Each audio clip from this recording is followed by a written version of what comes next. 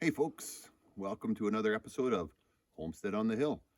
Today what we're going to do is we're going out into the woodlot and I'm going to harvest a couple little standing dead trees.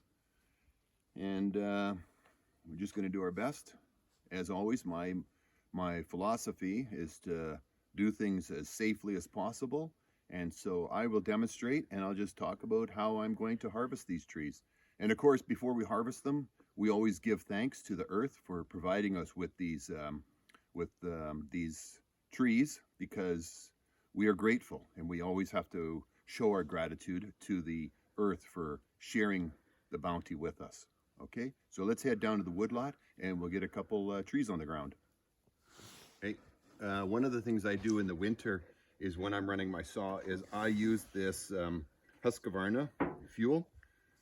It's a pre-mixed 50-to-1, but it's absolutely the most premium fuel and most premium price as well. But I don't run my saw very often in the winter, so you don't want to have mid-grade fuel sitting in your saw. So I just make a point of running this, because typically I do most of my, there we go, put the lid back on that to protect the fuel. I do most of my sawing in the fall, and this is a bit unusual. I just wanted to take down a standing dead tree, so that's got the good fuel in it. So if it sits now for a month or 6 weeks, it's not going to harm it so much. Oh boy, is that ever tight? Okay, and this is the bar oil, and I've got some, let's see, Oregon bar oil. This stuff here is the stuff that lubricates the bar. You try to pour it into the saw rather than all over it. There we go. And put that back in. This is my Husqvarna 445. Just a good, it's just a hair loose, but I'm gonna leave it the way it is for today.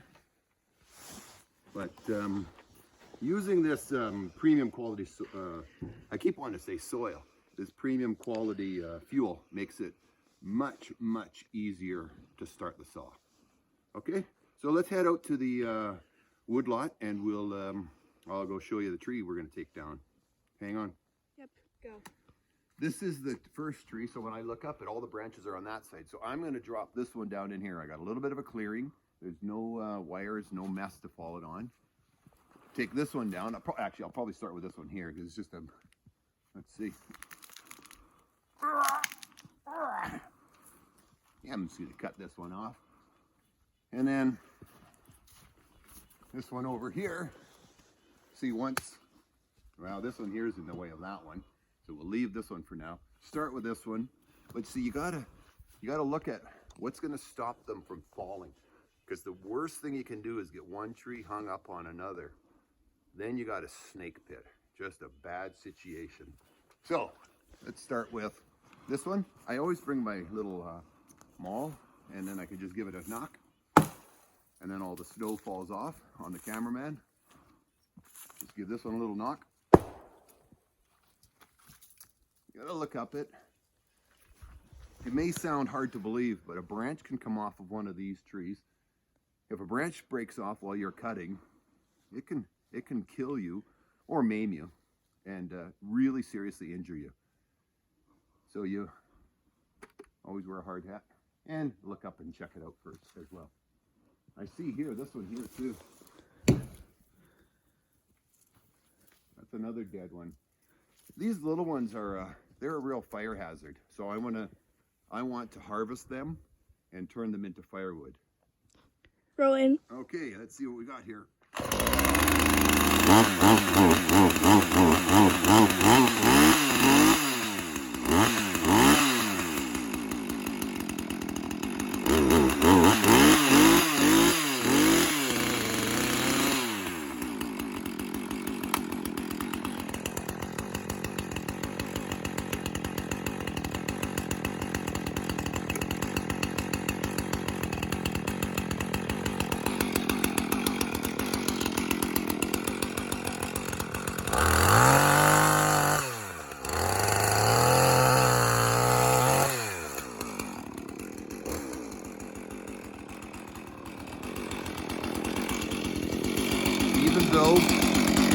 even though that's just a little tiny tree, you treat it with respect. Little tiny trees can hurt you.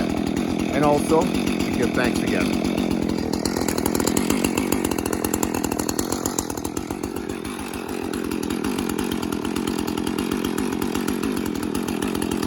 I'd like to take this one down this way.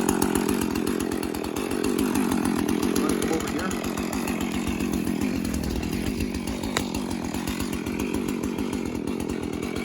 Actually, go up top there. Okay?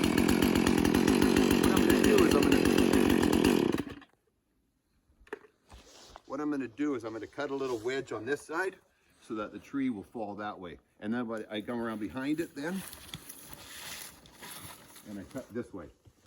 So, let's see if this works.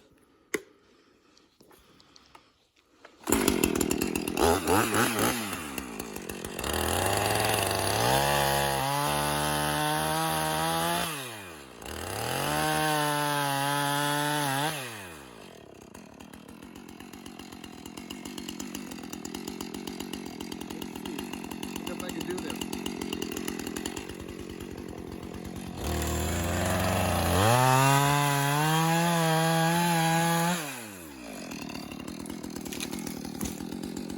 Well, that way. Going that way, not that way. No harm, no foul. Next up is this little one over here.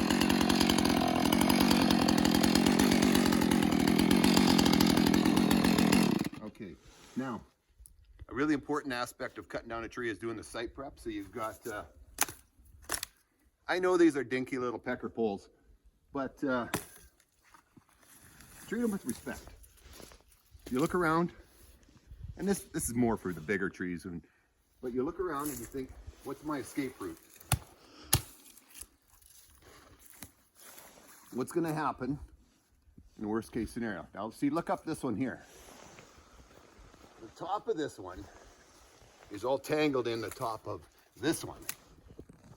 So, if I cut this one off, it's gonna fall about 3 feet and then be hung up on this one here. That's what you call a snake pit. So,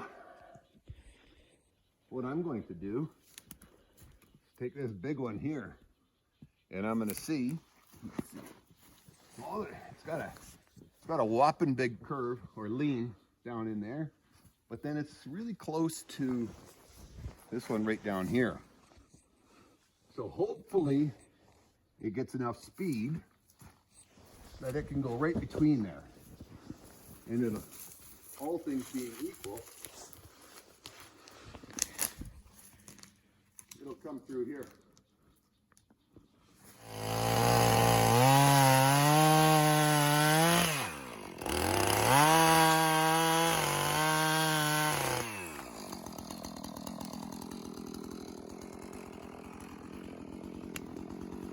Center of this one here. See, it's rotten, it's all dead. So that's a real hazard when you're cutting a tree like that. Okay, I'm just gonna knock the limbs off this thing here and we'll get ready to open that one up. Hang tight.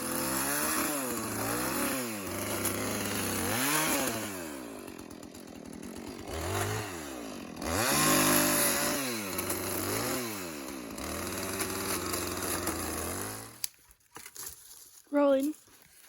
One of my favorite things when I was a kid here on the homestead, and my folks were here with me, is we would take a tree down and then pile up the branches like this and have a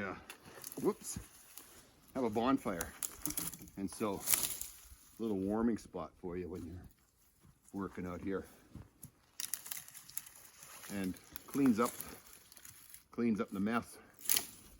So that a big part of this, part of the reason we're doing this, is to fire management. To get rid of this fuel on the forest floor for the next summer. All this stuff here creates fire hazard.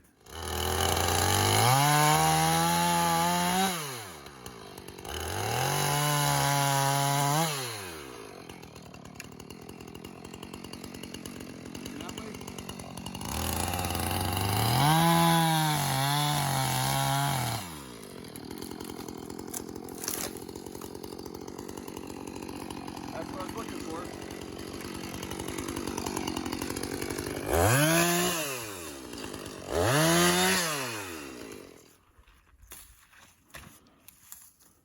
You can see, just keep piling up these branches. I don't know that we're going to burn this today or not. I think we're going to go out and do a little super sledding a little bit later. So we'll just leave this here for now. Anyway, we need to clean this up and then we'll have a look at what's next.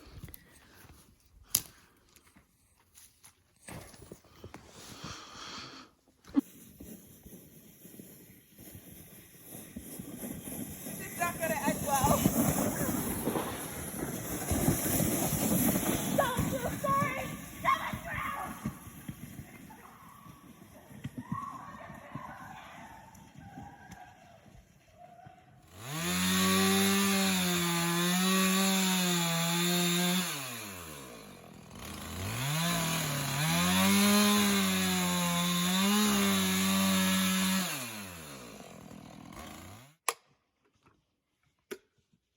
Well,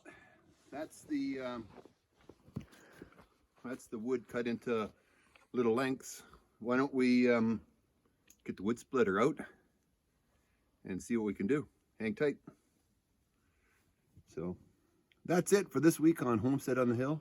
As I always say, reach down there, and I believe the subscribe button is over here. Is it? Or is it over here? I can never remember when I'm standing here. So it'd be good if you could subscribe, and also if you could give a like on this, and feel free to leave a comment.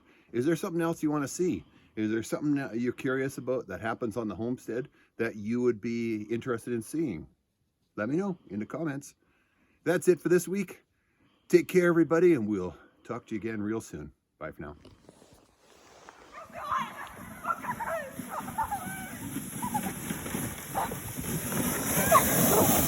No!